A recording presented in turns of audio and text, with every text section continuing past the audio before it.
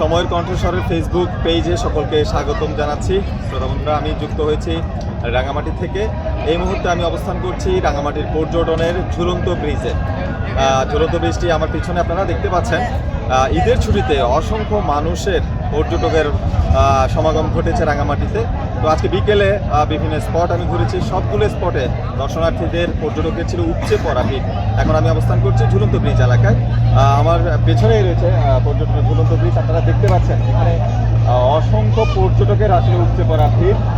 এখানকার যারা কর্তৃপক্ষ রয়েছে তারা এখানে পর্যটকদেরকে আসলে ম্যানেজ করতে রীতিমতো হিমশিম খাচ্ছে। কিছুক্ষণ পর পর ঘোষণা দিচ্ছে যে ব্রিজে যাতে সবাই একসাথে না দাঁড়ায়।